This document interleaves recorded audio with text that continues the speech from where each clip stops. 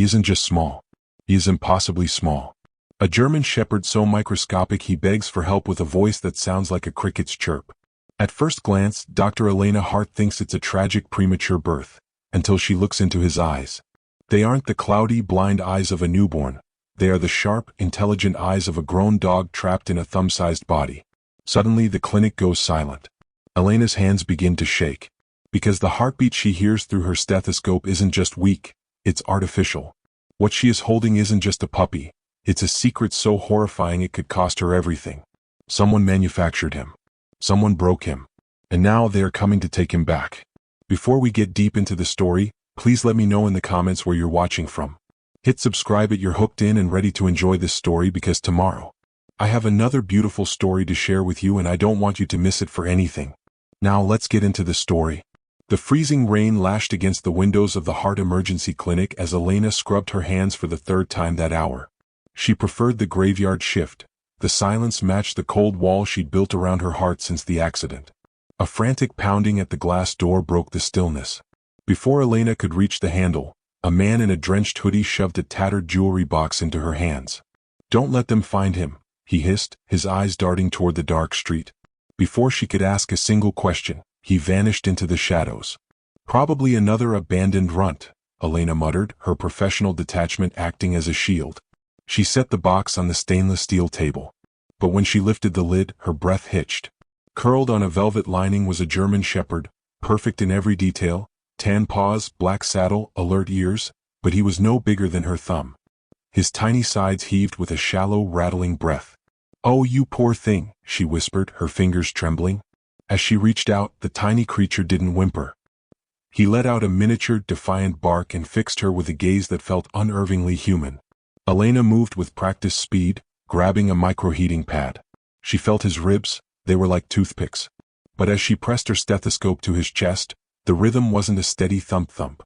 It was a rhythmic, metallic whir-click. Her blood turned to ice. She wasn't looking at a miracle of nature. She was looking at a crime against it. Wait until you see what Elena finds when she shaves a patch of fur for the 4. It wasn't a birthmark, but a serial number etched into the skin that began to glow. The midnight rain didn't just fall in Seattle. It hammered against the reinforced glass of the Heart Veterinary Emergency Clinic with a rhythmic, suffocating persistence. Inside, the air smelled of antiseptic and ozone from a flickering fluorescent bulb in the hallway. Dr. Elena Hart sat at her desk, the blue light of her computer monitor reflecting in her tired, sharp eyes. She lived for these hours, the hours where the world grew quiet, and she could treat animals as biological puzzles rather than emotional burdens. Ever since the accident that took her service dog and left her own heart scarred with ice, she preferred the clinical distance of the night shift. Machines didn't lie, and blood chemistry didn't break its promises. She was reviewing a series of blood panels when the motion sensor at the front entrance chimed. It wasn't the usual soft ping of a client, it was a frantic, jarring alert. Elena stood, her white coat snapping behind her, and moved toward the reception area. The man standing there was drenched, his breath coming in ragged, visible plumes. He didn't look like a pet owner, he looked like a fugitive. His eyes, wide and bloodshot, scanned the empty waiting room before settling on Elena. He wasn't holding a carrier or a leash. Instead, he clutched a small, tattered jewelry box, the kind meant for a high-end watch, wrapped in a damp silk handkerchief. "You're the one they talk about," the man rasped, his voice cracking. "The one who doesn't ask questions. The one who just fixes things." "I'm a veterinarian," Elena said, her voice cool and steady. "If you have an animal in distress, put it on the counter. But I'll need a history." "There is no history," the man hissed, stepping forward and shoving the box toward her. His hands were shaking so violently that the silk nearly slipped from his grip. "There is only survival. Don't let them find him. If you have any soul left in that body, Dr. Hart, you'll keep him hidden." Before Elena could reach for the box or call out to the security guard in the back, the man turned and bolted. The heavy glass door swung open, letting in a swirl of freezing mist, and he disappeared into the darkness of the parking lot. A tires on wet asphalt screech echoed seconds later, then silence. Elena stood alone, the damp box heavy with a weight that felt far greater than its physical mass. She carried it back to the primary surgical suite, the most sterile and private room in the building. She set it down on the cold stainless steel of the examination table. The jewelry box was expensive, embossed with a logo that had been carefully scratched away with a blade. With a steady hand, she flicked on the overhead surgical lamp. The light was unforgiving, carving out every shadow.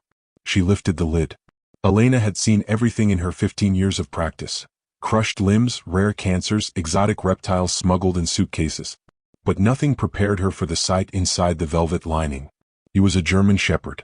Not a puppy that looked like a shepherd, but a perfect, biologically complete miniature of the breed. He was no larger than a human thumb, his entire body weighing perhaps 3 or 4 ounces. His coat was a flawless mix of tan and deep black, his ears already beginning to stand with the nobility of a police dog. But he was impossibly, terrifyingly small. What in God's name? She whispered, her clinical mask slipping for the first time in years. As she reached out with a gloved finger, the tiny creature's head snapped up. Most puppies his size, if they could even exist, would be blind and deaf, their eyes sealed shut for weeks. But this creature's eyes were open. They weren't the milky blue of a newborn, they were a piercing, intelligent amber. He looked at Elena not with the confusion of an animal, but with a gaze that felt ancient and burdened. The tiny dog braced his microscopic paws against the velvet and let out a sound. It wasn't a whimper or a squeak. It was a sharp, defiant bark, a miniature roar that echoed off the metal walls of the suite. It was the sound of a warrior trapped in a toy's body. Elena's heart, usually so still, gave a painful thud against her ribs. She reached for her stethoscope, her fingers trembling as she guided the oversized bell toward the dog's chest. She expected the frantic, hummingbird-fast beat of a terminal neonate. Instead, as the metal touched his fur, she heard something that made her blood turn to ice. It wasn't a heartbeat at all. It was a rhythmic, synthetic hum, followed by a mechanical click whir that sounded less like biology and more like a high-end motherboard booting up. Her eyes widened as she looked at the dog's neck. Beneath the fine fur, a faint, pulsing blue light began to glow, perfectly synchronized with the sound in her ears. She realized then that Miko wasn't a miracle of nature. He was a masterpiece of illegal engineering. And the man's warning echoed in her head, "Don't let them find him." Just as Elena reached for a scalpel to see what lay beneath that glowing skin, the clinic's power surged and died. In the sudden, oppressive darkness, the only thing she could see was the tiny, glowing blue heart of the dog, and the only thing she could hear was the sound of a heavy black SUV pulling slowly into the parking lot, its headlights extinguished. Wait until you see what happens when the Department of Agriculture official walks through the door, and Elena realizes he isn't carrying a clipboard. He's carrying a signal jammer that is making Miko's tiny heart begin to flatline. The darkness in the clinic felt physical, a heavy shroud that smelled of ozone and damp pavement. Elena stood frozen, her hand hovering over the jewelry box as the blue glow from Miko's chest pulsed against her palm. Outside, the low rumble of a heavy engine vibrated through the floorboards. The black SUV she had seen earlier was idling just past the perimeter of the security lights. She knew she had seconds, maybe less, before someone came through that door.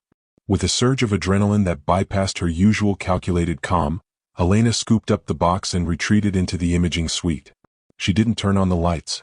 Instead, she relied on the backup battery of her digital X-ray machine, a high-frequency unit she'd modified herself for orthopedic precision. The monitor hummed to life, casting a ghostly pale light over her face. She carefully moved Miko onto the sensor plate. The tiny dog didn't struggle. He watched her with those eerily focused amber eyes, his breathing shallow but steady. "Just stay still, little one," she breathed. The machine clicked. A second later, the digital image bloomed onto the screen. Elena felt the air leave her lungs.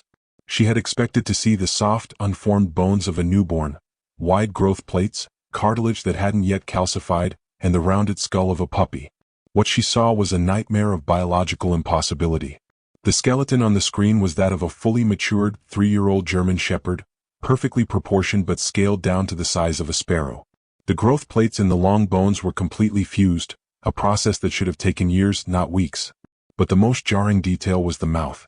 Inside that tiny jaw sat a full set of 42 permanent adult teeth, sharp and dense, crowded into a space where they had no right to exist.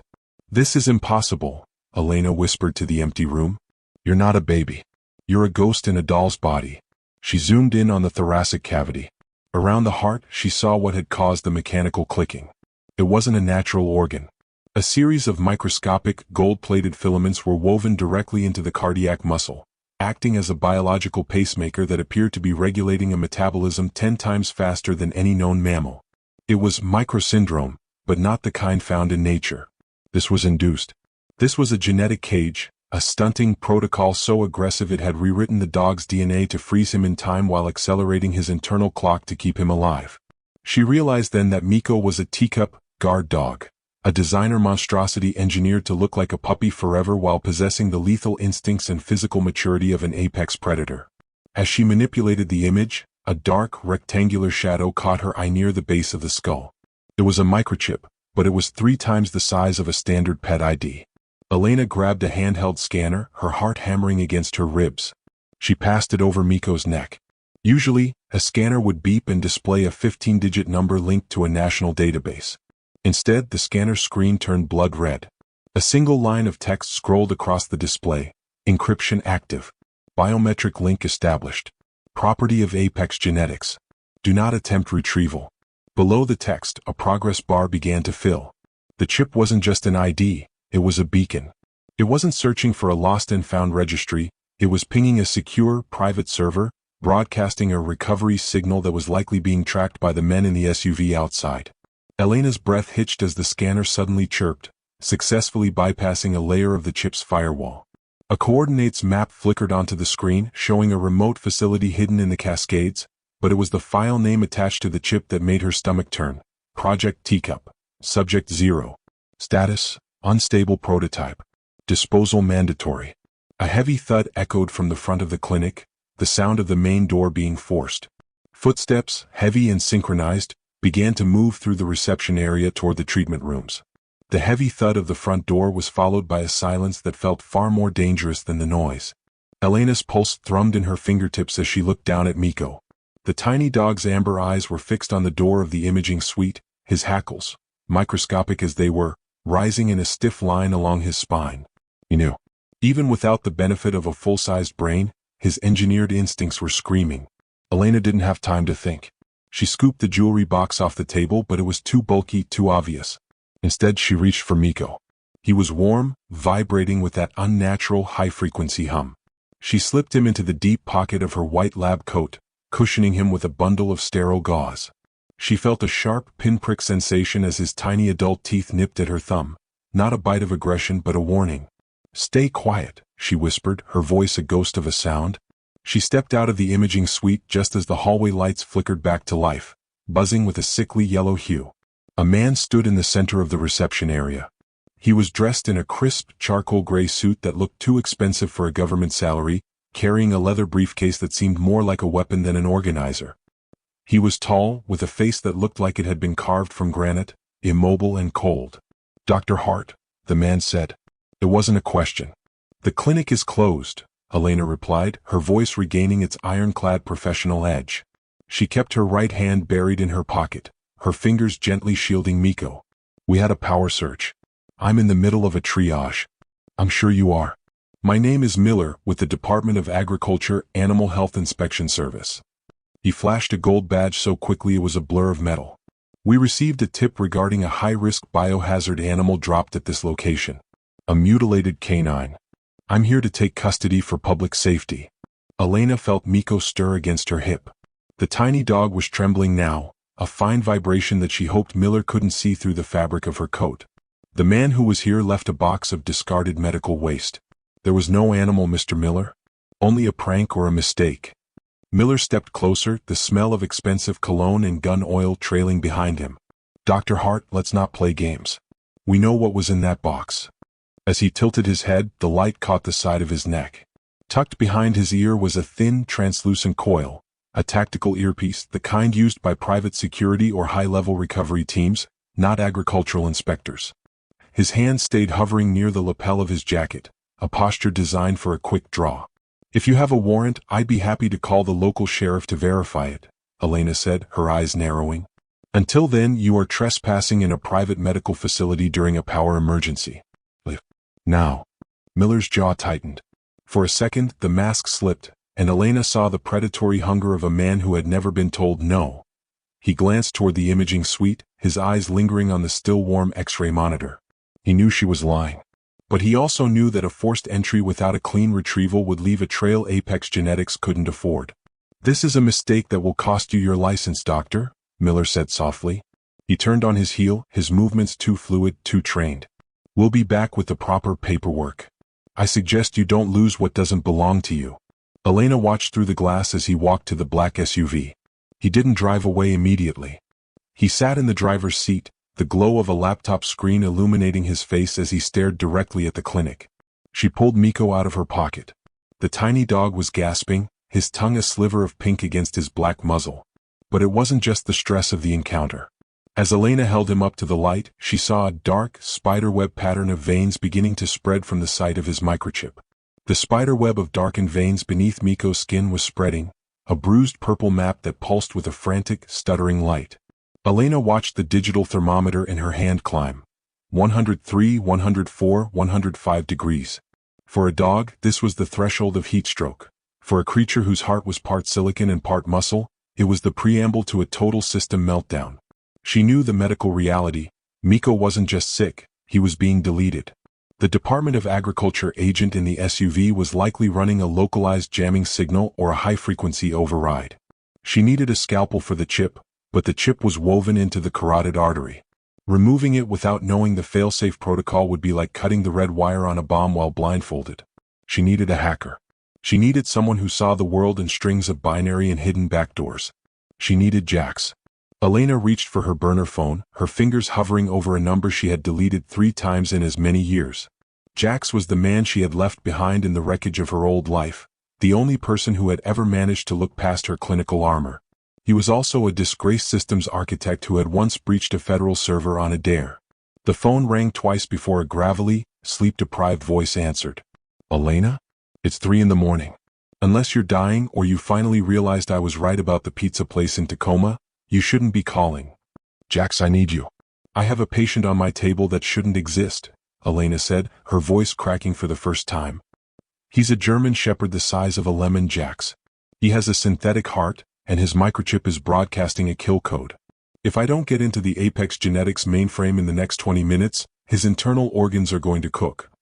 There was a long silence on the other end, the kind that usually preceded Jax hanging up. Then, the sound of a mechanical keyboard clacking to life began to fill the line. Apex. Elena, you're playing with people who make the NSA look like a middle school computer club. Send me the chip's serial prefix. Now. Elena read the blood-red digits from her scanner. While Jax worked, she moved Miko onto a bed of ice packs wrapped in surgical towels, trying to force his core temperature down. The tiny dog looked up at her, his amber eyes clouded with pain, yet he didn't whimper. He leaned his head against her thumb, a gesture of trust that felt like a hot iron pressed against her frozen heart. Okay, I'm in, Jax's voice came back, now sharp and devoid of sleep. But Elena, you need to see this. I'm mirroring my screen to your tablet. Brace yourself. The tablet on the prep table chimed. Elena swiped the screen, and a deluge of encrypted files began to decrypt in real time. The header at the top of the folder read, Project Teacup, Domestic Defense Initiative. She scrolled through the data, her horror deepening with every line of text. It wasn't just a designer pet project. Apex Genetics was using CRISPR-Cas9 technology to create living toys that doubled as surveillance tools and biological weapons for the ultra-wealthy. They wanted a dog that could fit in a purse but kill a man on command, a creature that never grew up, never aged, and remained cute until the moment it was triggered. But the data told a darker story. Under a subfolder labeled Mortality Logs, Elena saw a list of hundreds of subjects. Subject 42, cardiac arrest at 4 weeks. Subject 89, skeletal collapse at 2 months. Subject 114, spontaneous combustion of synthetic battery housing. The mortality rate was a staggering 90%. These weren't pets, they were disposable prototypes, biological trash. Elena, look at the active file, Jax whispered. She tapped a file titled Subject 0, the anomaly. A photo appeared, a high-resolution scan of Miko. He's the first one, Elena realized, her voice a hushed breath. The only survivor. He's the only one whose body didn't reject the synthetic integration. That's why Miller is outside. Miko isn't just a dog to them. He's the billion-dollar blueprint for the entire product line. He's the only successful proof of concept they have. And the only evidence that can put Dr. Eris Thorne in a cage for life, Jax added. I'm trying to loop the signal to make Miller's scanner think the dog is already dead, but it's not working. The chip is hardwired to Miko's vitals. If his heart stops, the chip wipes itself. If the chip wipes, Miko's heart stops. Suddenly, the tablet screen flickered. A new window popped up, bypassing Jax's encryption. A sleek, high-definition video feed began to play, showing the interior of Elena's own clinic. She looked up, scanning the ceiling. Tucked inside a smoke detector she hadn't checked in months was a pinhole camera she had never noticed. A man's face filled the tablet screen. He was older, with silver hair swept back from a high forehead and eyes that held the cold, sterile light of a laboratory. Dr. Eris Thorne. Dr. Hart, Thorne said, his voice smooth and terrifyingly calm. I admire your curiosity, but you are currently in possession of intellectual property that cost me 12 years and $4 billion to develop. Subject 0 is a failing unit. He is suffering. The most humane thing you can do is hand him over to Mr. Miller so we can retire the project. He's a living being, Thorne, Elena spat at the screen. He has a heartbeat. He has a soul. He has a serial number, Elena. And if you don't open that door in exactly 60 seconds, I will authorize Mr. Miller to use the hard reset command. It won't just kill the dog. It will trigger a thermal runaway in the battery housing. Your entire clinic will be a charred shell before the fire department even gets the call. Elena looked at Miko. The blue light in his chest was no longer pulsing. It was a solid, screaming neon glare. The ice packs were already melting from the heat radiating off his tiny frame. The air in the surgical suite had grown thick with the scent of ozone and the heavy, metallic tang of blood. Elena stood paralyzed for a fraction of a second, her eyes darting between the digital readout on her tablet and the tiny vibrating form of Miko. The blue light in the dog's chest was now a blinding strobe, a visual ticking clock that illuminated the dark corners of the room in rhythmic intervals. Outside, the silence of the Seattle night was shattered. It wasn't a gunshot, but the crystalline explosion of the clinic's front plate glass window. The sound echoed through the hallways like a physical blow, a violent declaration that the time for polite negotiation had ended.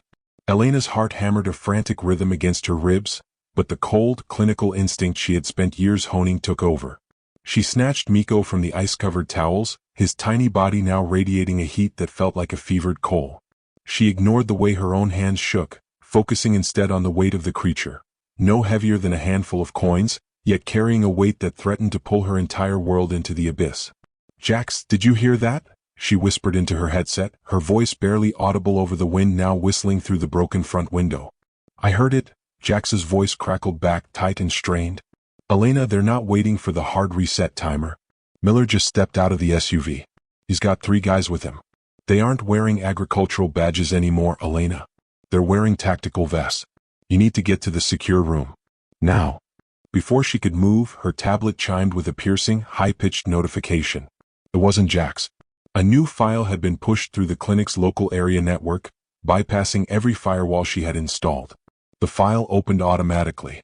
Elena gasped, nearly dropping Miko as she saw the screen. It was a video feed, but not from the hidden smoke detector.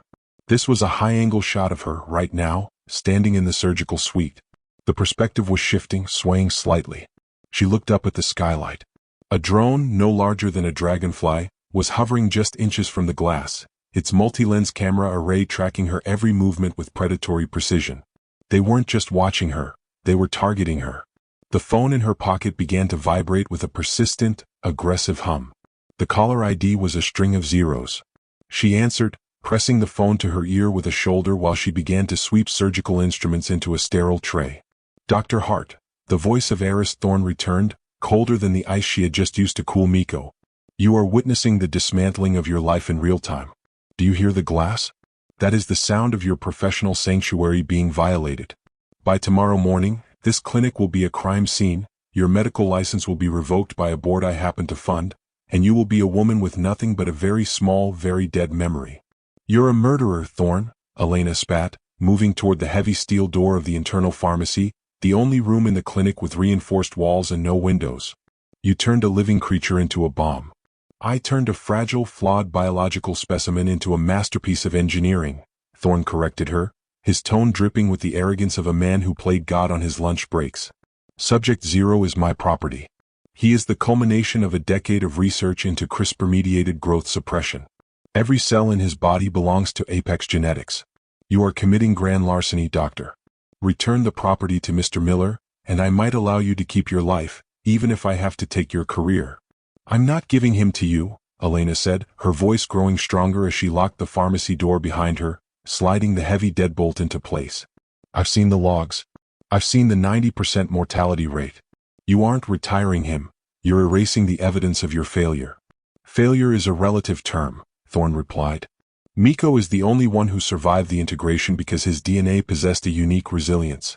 He is the key to the next generation of living security. If he dies on your table, I lose a prototype. If he is taken by the authorities, I lose an empire. Which do you think I will prioritize? Hand him over, or I will authorize the thermal overload. It's a very clean process, Elena. 1 minute he is a puppy, the next he is a small pile of white ash. And your hands will be the ones holding him when he burns. The line went dead. Elena leaned her back against the steel door, sliding down to the floor as the sound of heavy boots entered the hallway outside. Thud, thud, thud. They were moving methodically, clearing the exam rooms one by one. She could hear them overturning tables, the crash of medicine cabinets being ripped from the walls. They weren't looking for a dog. They were destroying her life, piece by piece, just as Thorne had promised. She looked down at Miko in her palm. The tiny dog was looking back at her, his amber eyes reflecting the blue light of his own failing heart. He let out a soft, wheezing sound, a miniature cough that sent a fleck of blood onto Elena's white coat. I won't let them, she whispered, a fierce, forgotten warmth blooming in her chest. For the first time since the accident that had claimed her own dog, she wasn't looking at a case. She was looking at a friend. She reached for the surgical tray she had grabbed. She needed to perform a micro-bypass, to sever the link between the chip and the heart without killing the animal. But the tools she had were for cats and dogs, not for a creature whose arteries were as thin as a strand of silk. Jax, she whispered into the headset. I need you to hack the drone. If I can't see what I'm doing, I'll kill him. But if you can hijack that drone's camera, I can use its macro lens as a surgical microscope. I need you to give me eyes, Jax. Now. Outside the door, the footsteps stopped. A heavy silence filled the hallway, followed by the low, distorted voice of Miller. Dr. Hart. We know you're in the pharmacy. The walls are reinforced, but the door hinges are only rated for fire, not a thermal charge. You have 30 seconds to open this door, or we bring the room down on top of you. Elena ignored him, her eyes fixed on the tablet as Jax's code began to tear into the drone's signal. The screen flickered, showing a dizzying, spinning view of the clinic, before stabilizing into a crystal-clear 40x magnified view of Miko's neck. Every hair, every microscopic pore, and the faint, glowing outline of the chip were now visible in terrifying detail. I'm in, Jax breathed. But Elena, the chip is sensing the bypass. It's increasing the thermal output. You have to cut now or the battery is going to vent. Elena picked up the microscalpel, her hand miraculously steady even as the first blow of a sledgehammer struck the pharmacy door, the steel groaning under the impact. The pharmacy was a sanctuary of steel and cold light, but it was rapidly becoming a tomb. The air was thick with the scent of rubbing alcohol and the sharp ozone tang of Miko's accelerating internal systems. Elena knelt on the floor, her back braced against a row of heavy metal cabinets, the surgical tray balanced precariously on her lap. Her world had shrunk to the size of her palm, where the smallest patient she had ever seen was fighting a battle that defied the laws of biology. The blue light in Miko's chest was no longer a steady pulse. It was a frantic, erratic strobe that mirrored the irregular rhythm of his failing heart. His metabolism is redlining, Jax, Elena whispered, her voice tight with a suppressed panic that she refused to let reach her hands. He's burning through his glucose reserves. If I don't stabilize the heart rate, his brain will starve before the chip even has a chance to explode. I'm trying to feed a counter-signal into the drone's uplink. Jax's voice crackled in her ear, sounding distant over the roar of the rain and the rhythmic thud of the sledgehammer against the pharmacy door. But Thorne's security is tighter than a drum. Every time I find a hole in the encryption, it seals itself. It's like the software is alive, Elena. It's learning. Elena didn't look up. She was focused on Miko's chest. Through the magnified feed of the hijacked drone camera, she could see the frantic movement of his tiny ribs. His respiration rate was astronomical, hundreds of breaths per minute. He was a biological engine running without a cooling system. She reached for a vial of ultra-concentrated beta blockers, a drug she usually reserved for massive dogs in the throes of congestive heart failure. She had to dilute it to a microscopic degree. A single drop of the standard concentration would stop Miko's heart instantly. I need the micro-tools, Jax, she muttered, reaching into the specialized kit she used for avian eye surgeries. These were the thinnest instruments in her arsenal, tipped with diamond dust blades and forceps that could grip a single strand of spider silk. As she prepared the sight, a new sound joined the cacophony of the night. It wasn't the hammer or the rain. It was the low, synchronized hum of multiple engines. She glanced at the security monitor that Jax had managed to keep active on her tablet. 3 more black SUVs had swept into the parking lot, their headlights cutting through the mist like the eyes of deep-sea predators. They didn't park. They formed a tactical semicircle around the clinic's entrance. Men in dark tactical gear spilled out, carrying breaching equipment and long-range rifles. This wasn't a recovery team anymore. It was an occupation. "Elena, you have more company," Jax warned. "I'm seeing heat signatures from Apex's private tactical wing. They aren't here to talk. Thorn must have authorized a scorched earth protocol. If they can't have the asset, they're going to ensure no one else does either." Elena ignored the warning. She had to. If she focused on the men outside, she would lose the focus required for the impossible task in front of her.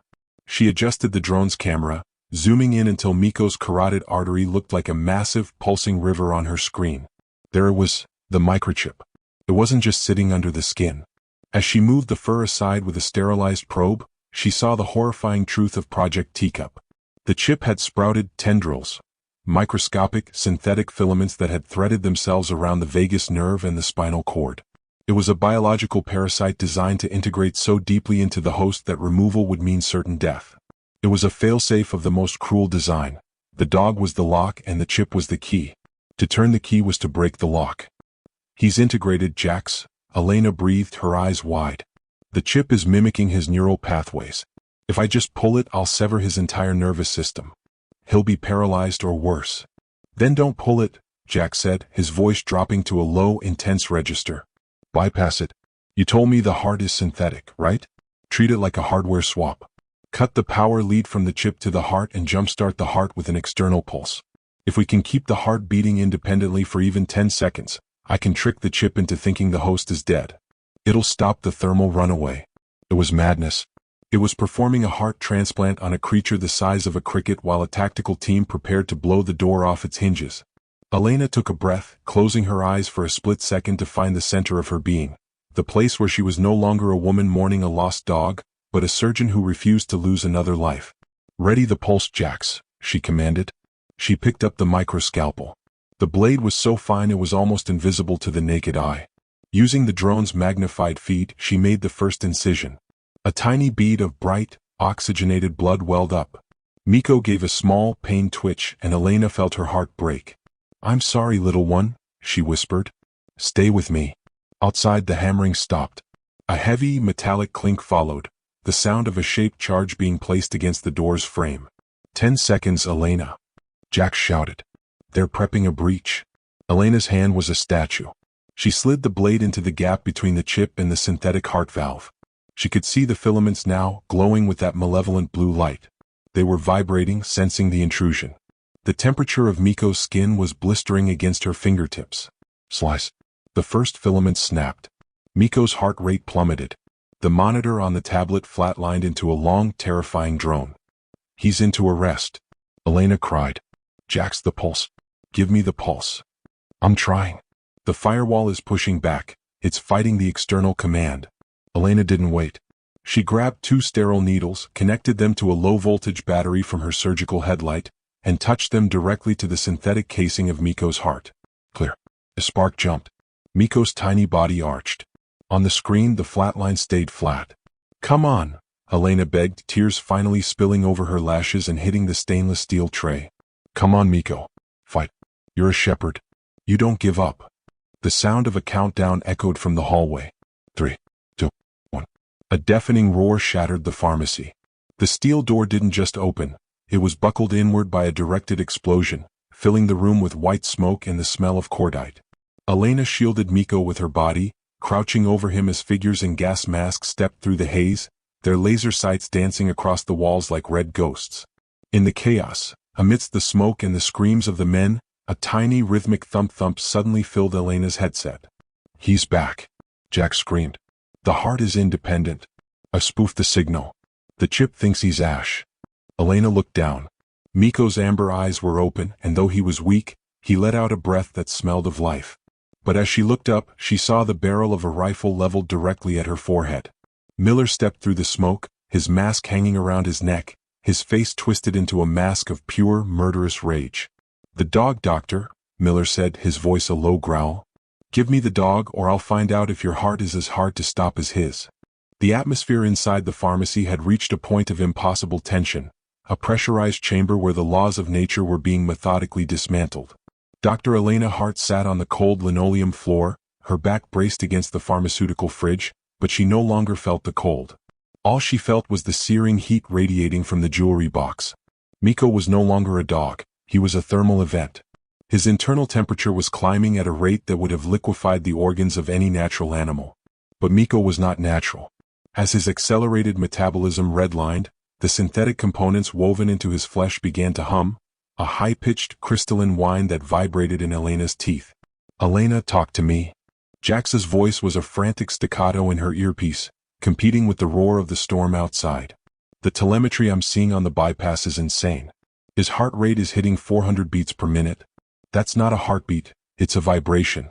If you don't break the feedback loop between the chip and the heart valve now, the battery housing is going to vent. It'll be a localized plasma burst. You'll lose your hands and he'll be gone." Elena didn't answer. She couldn't. Her entire universe had narrowed down to the tip of a microscalpel.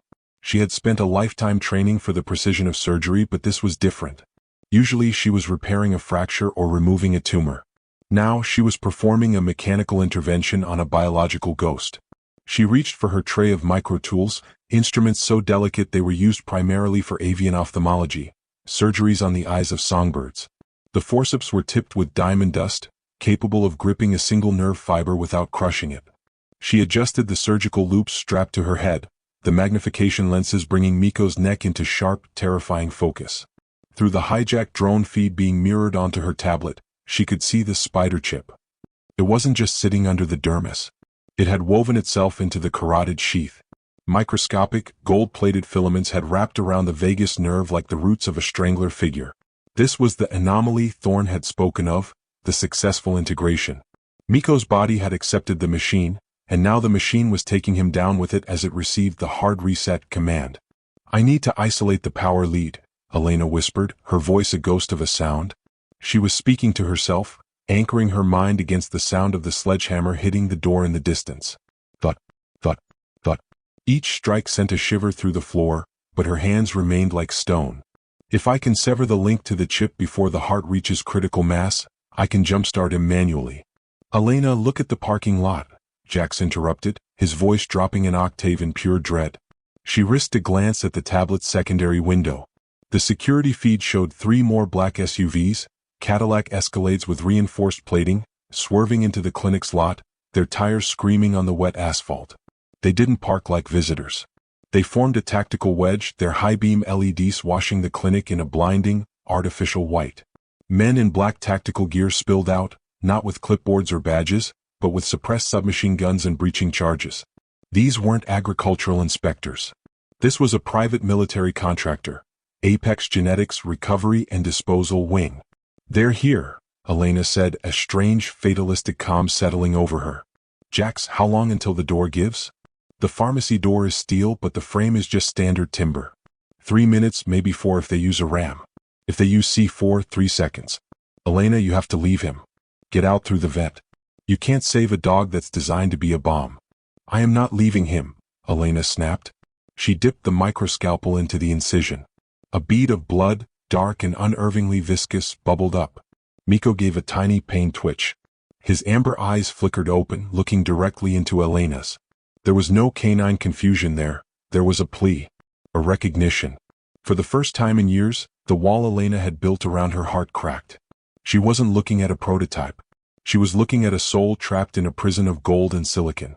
"I've got you," she whispered. "I've got you, Miko." She slid the blade under the first gold filament. The drone's camera showed the filament vibrating, glowing with a malevolent blue light as it sensed the intrusion. The chip was fighting back, sending a surge of electrical resistance through the tissue. Elena felt a sharp zap travel up the metal handle of her scalpel, charring her surgical glove, but she didn't pull away. Snap. The first link was severed. Miko's heart rate instantly plummeted. The monitor on the tablet gave a long, sickening drone as the EKG flatlined. "He's into arrest," Elena cried. "Jax, I need the override." The chip is trying to trigger the wipe because it thinks the host is dead. I'm working on it. The firewall is a shifting maze. Jax's keyboard clattering sounded like a hail of bullets. I'm trying to spoof the biometric feedback. I need 10 seconds of independent cardiac rhythm or the whole thing goes up. Elena didn't have 10 seconds. She grabbed a pair of acupuncture needles and connected them to a 9-volt battery from her surgical headlight. It was a crude, desperate defibrillator. She touched the tips of the needles to the tiny, exposed synthetic casing of Miko's heart. Clear. Miko's body arched, his tiny paws splaying. The line on the monitor stayed flat. Clear. Again the spark jumped. The smell of singed fur and ozone filled the small room. Outside, the sound of the sledgehammer stopped. It was replaced by a metallic clack-clack, the sound of a breaching charge being set. 5 seconds, Elena. Jax screamed. Get away from the door. Elena ignored the warning. She was staring at the monitor. A single, tiny blip appeared. Then another. A slow, rhythmic thump, thump, thump. The heart is independent, Jax breathed, his voice trembling. The chip is dark. I've looped the signal. To Thorne's monitors, Miko just became a pile of ash. He's off the grid, Elena. He's a ghost. Elena scooped the tiny creature into the palm of her hand. He was cooling down, the terrifying heat fading into a natural puppy-like warmth.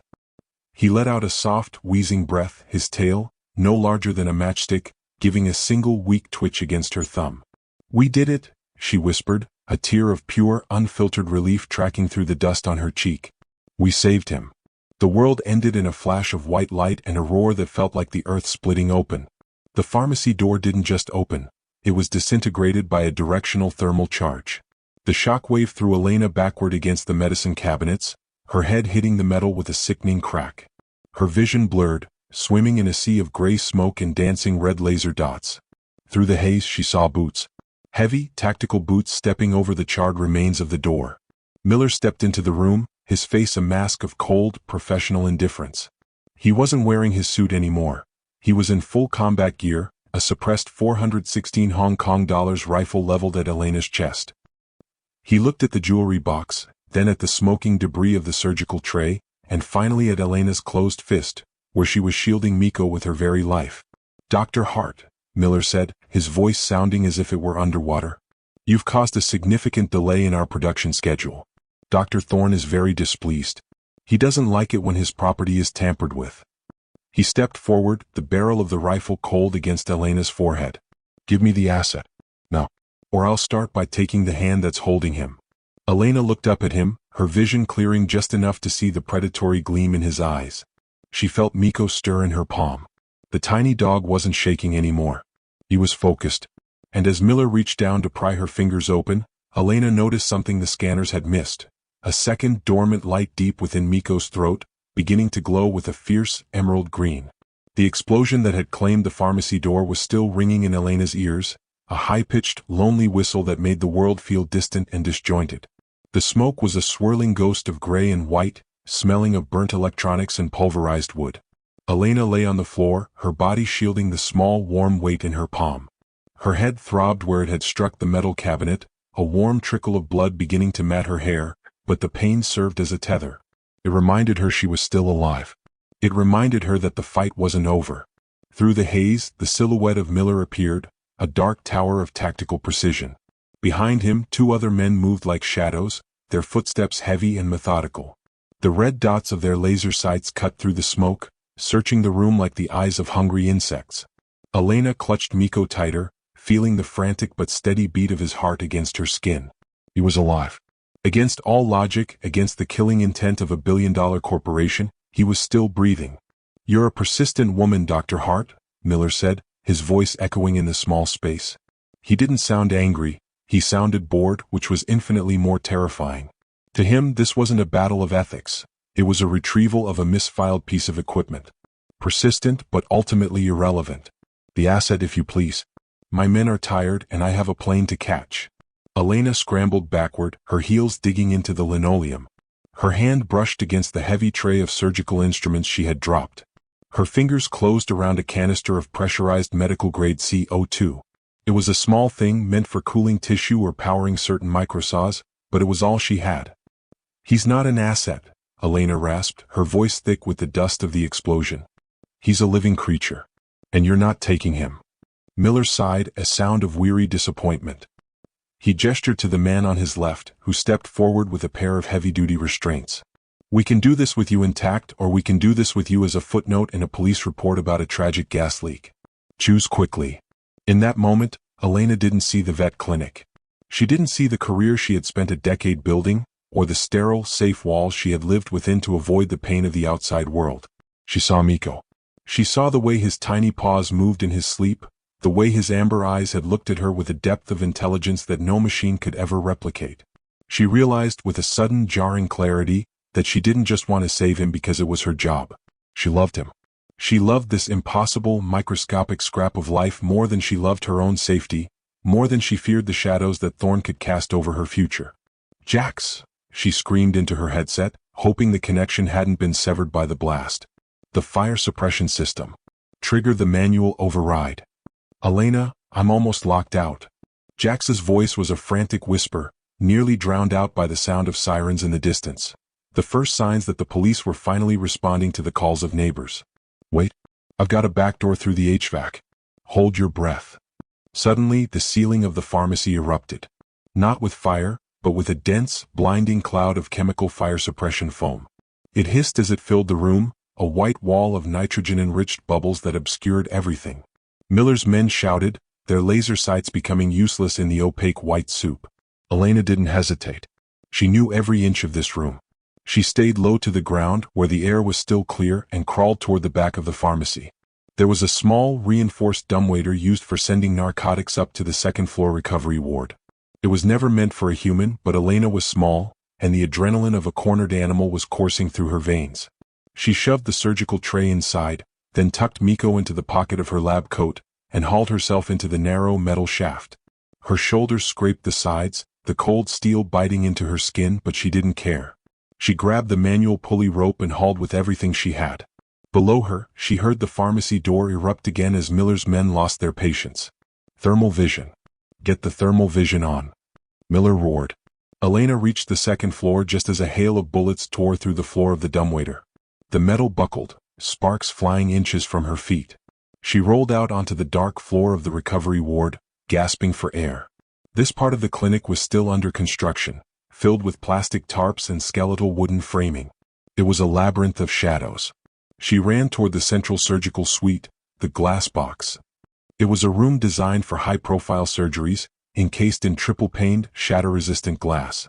It had its own independent power supply and a high-grade security lock. If she could get inside, she could buy herself the time she needed to finish the bypass, to permanently sever the chips linked to the Apex server before Thorn could send a secondary kill signal.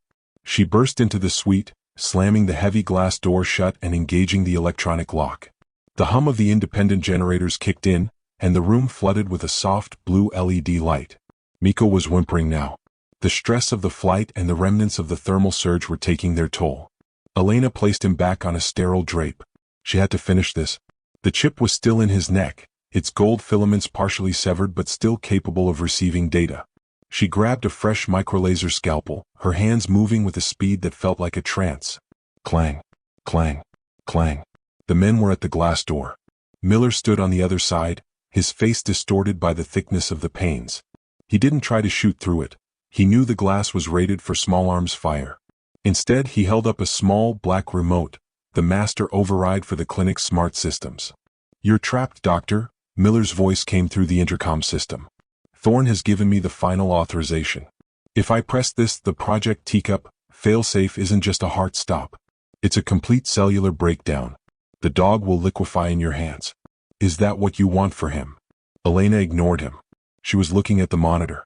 "Jax, I need you to flood the local network with white noise. I need a 10-second window where that remote can't talk to Mikko's chip. Can you do it?" "I'm trying, but Thorn is hammering the bandwidth." "Elena, he's trying to initiate a pulse kill. It's a high-frequency burst that will fry Mikko's brain." Elena looked at Mikko. The tiny dog's eyes were open again, watching her. He didn't look afraid. He looked like he was waiting for her to do what she was born to do. "I love you, little one," she whispered. She pressed the microlaser to the final, glowing filament. This was the one, the master link to the brainstem. If she missed by a fraction of a millimeter, Mikko would die. If she succeeded, he would be free. Outside, Miller's thumb hovered over the button. The men behind him were raising a heavy breaching ram, preparing to shatter the hinges of the glass box. The sirens were closer now, the blue and red lights reflecting off the wet windows of the clinic, but they were still too far away. Elena took a breath, her entire existence focused on the point of the laser. Now, Jax. Give me the window. The lights in the suite flickered as Jax dumped a massive amount of data into the clinic's router. The intercom screeched with static. Miller's face twisted in frustration as he mashed the button on his remote, but nothing happened. Elena fired the laser. The gold filament evaporated in a tiny puff of blue smoke. Miko's body went limp. For a heartbeat, the longest heartbeat of Elena's life, the room was silent. Then the monitor began to beep. A steady, natural, biological rhythm. The chip is out, Elena breathed, tears streaming down her face.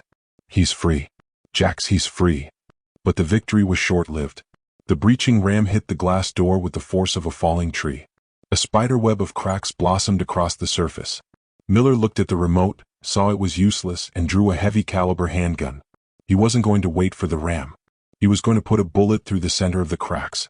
Elena grabbed Miko, tucking him against her chest, and turned her back to the door, preparing for the impact. I've got you, she whispered, squeezing her eyes shut. I've got you. The glass shattered. But the sound that followed wasn't a gunshot.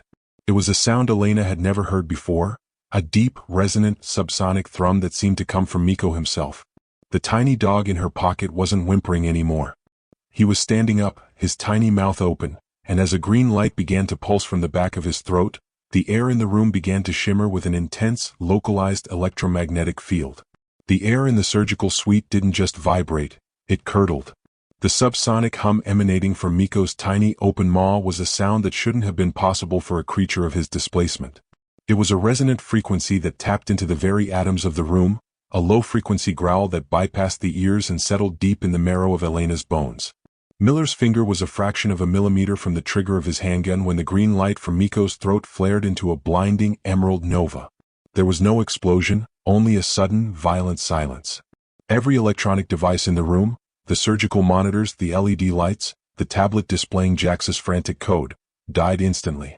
The red laser sights on the tactical rifles vanished like snuffed candles. Even the hum of the backup generators was choked out by an invisible hand. Miller's gun didn't fire.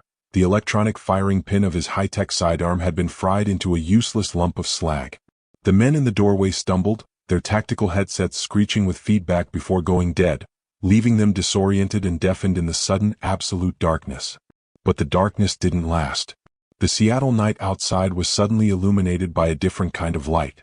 Blue and red strobes cut through the mist, dozens of them, accompanied by the heavy rhythmic thrum of news helicopters overhead. Their spotlights swept across the clinic's exterior, catching the tactical teams in their glare. Drop your weapons. This is the Seattle Police Department. We have the building surrounded. The voice from the megaphone was a roar of authority that finally broke the siege. Elena huddled on the floor, her back to the shattered glass, clutching Miko to her chest. She could feel the tiny dog's body shivering, the green glow fading back into a dull ember. He had spent everything he had. The Guardian Protocol had been a last-ditch defense, a surge of electromagnetic energy that had effectively turned the room into a dead zone for anyone relying on technology to kill. Jax, she whispered, though she knew the earpiece was dead. What Miller and Thorne hadn't realized was that while they were focused on the physical door, Elena and Jax had been opening a digital one. Before the EMP had cleared the room, Jax had successfully routed the drone's magnified feed and the clinic's internal audio to every major news outlet in the Pacific Northwest and 3 different human rights watchdogs. The world hadn't just watched a veterinarian perform a surgery, they had watched a corporate hit squad attempt to execute a woman and a puppy on a live, global stream. The Project Teacup files were no longer hidden on a secure server. They were being downloaded by millions of people across the globe. Miller looked at his dead weapon, then at the wall of police officers now breaching the front of the clinic. He looked at Elena, his face twisted in a mask of calculated hatred. He knew the game was over. He didn't wait to be tackled. He turned and vanished into the shadows of the rear hallway, his knowledge of the building's layout his only remaining asset. The next hour was a blur of motion and noise. Officers in heavy armor swarmed the surgical suite, their flashlights dancing over the wreckage. Elena refused to let go of Miko. Even when the paramedics tried to check her head wound, She held the tiny dog against her collarbone, shielding him from the harsh lights and the prying eyes of the camera crews who had managed to bypass the initial police cordons. "I'm fine," she insisted, her voice rasping. "Check him. He needs a glucose infusion and oxygen. Now." The police were beginning to round up the remaining Apex contractors in the parking lot when a familiar figure stepped through the cordon. He wasn't wearing a drenched hoodie anymore, and he wasn't running. He was dressed in a simple, worn corduroy jacket, his face pale and lined with the exhaustion of a man who had been running for a very long time. It was the man who had dropped the jewelry box off at midnight. "He's safe," the man said, standing at the edge of the surgical suite. The police tried to block his path, but Elena waved them off. "Who are you?"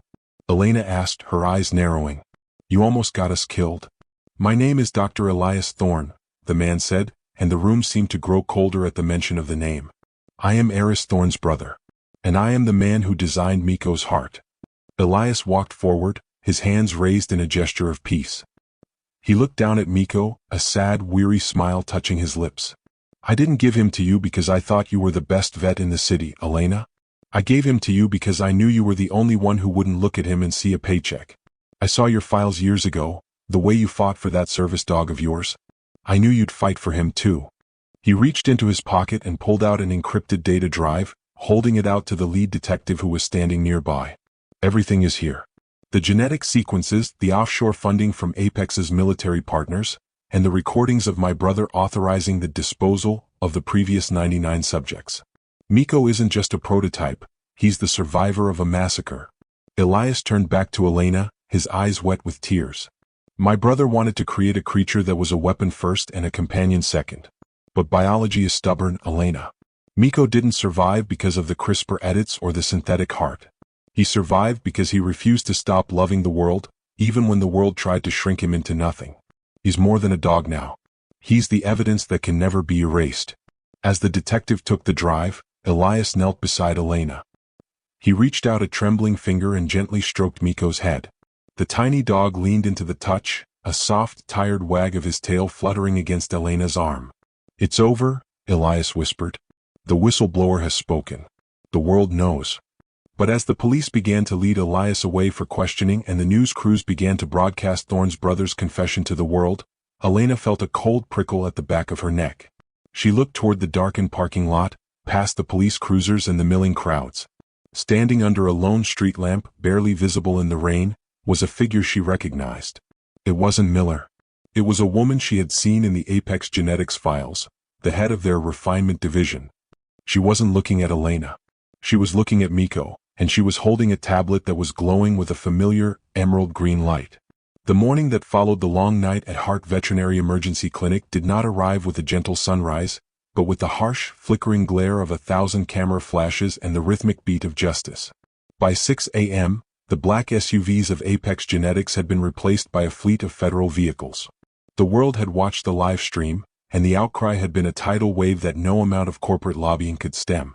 In a coordinated series of raids across 3 continents, the laboratory facilities of Apex were breached. Scientists in white coats were led out in handcuffs, their faces shielded from the very cameras they had once used to monitor their living toys. Eris Thorne, the man who had played God with the DNA of the innocent, was apprehended attempting to board a private jet in Switzerland. The empire built on the suffering of 99 failed prototypes had crumbled in the wake of the 100's defiant bark. Inside the clinic, the chaos had begun to settle into a somber, busy rhythm.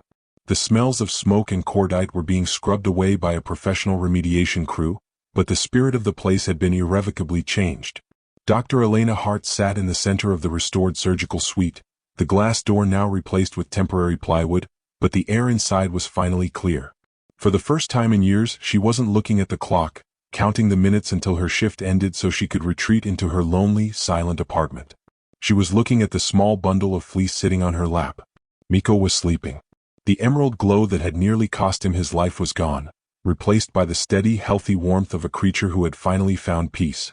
The synthetic heart, now untethered from the parasitic chip, beat with a rhythmic, soft thud that Elena could feel through her lab coat. He was still the smallest German shepherd the world had ever seen, barely 3 ounces of tan and black fur, but he was no longer a secret. He was a miracle. In the days that followed, the story of Miko and Elena became a global phenomenon. Headlines dubbed him the Micro Shepherd, and The Dog Who Broke the Boardroom.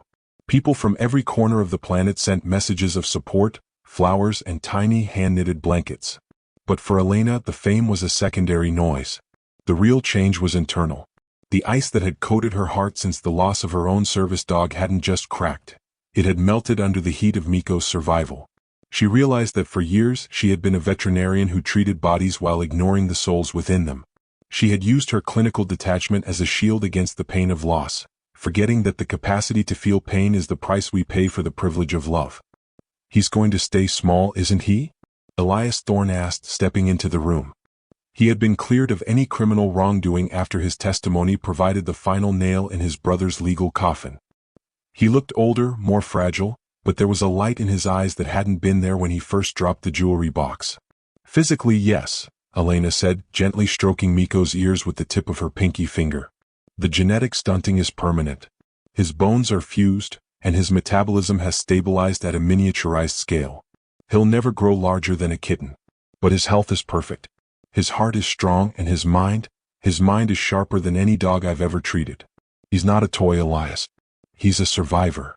And he's yours," Elias said softly. "The courts have officially terminated Apex's property rights. They've designated him as a sentient entity of special interest under your guardianship. You didn't just save his life, Elena. You gave him a name that doesn't start with a serial number." Elena looked down at the tiny creature. Miko stirred, stretching his microscopic legs and letting out a yawn that revealed his perfectly formed, adult teeth. He looked up at her, and in that amber gaze, Elena saw the reflection of the woman she used to be, and the woman she was becoming. She wasn't just his doctor anymore.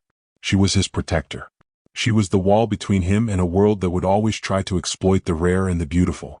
The clinic reopened a month later, not as a cold, sterile emergency room, but as the Miko Sanctuary for Genetic Ethics. It became a hub for a global movement against designer breeding and genetic cruelty. Elena spent her days treating animals, but she no longer did it from behind a wall of numbness. She cried with the owners of sick cats, she cheered for the recovery of stray dogs, and always, tucked into the pocket of her lab coat or perched on the shoulder of her scrubs, was Miko. He became a symbol of the power of the small. He was the smallest hero the world had ever known, a 3-ounce warrior who had stared down a billionaire and won. Elena realized that she hadn't been the one who saved Miko. He had been the one who saved her. He had taught her that medicine is more than chemistry and steel. It is the act of standing up for those who cannot stand for themselves. As the sun set over the Seattle skyline, casting long golden shadows across the clinic's floor, Elena prepared to head home. She picked up Miko, who was busy investigating a stray cotton ball, and tucked him into his custom-made travel carrier. "Ready to go, partner?" she whispered. Miko let out a sharp, happy bark, a sound that carried no trace of the mechanical whine of his past. It was a pure, joyful noise.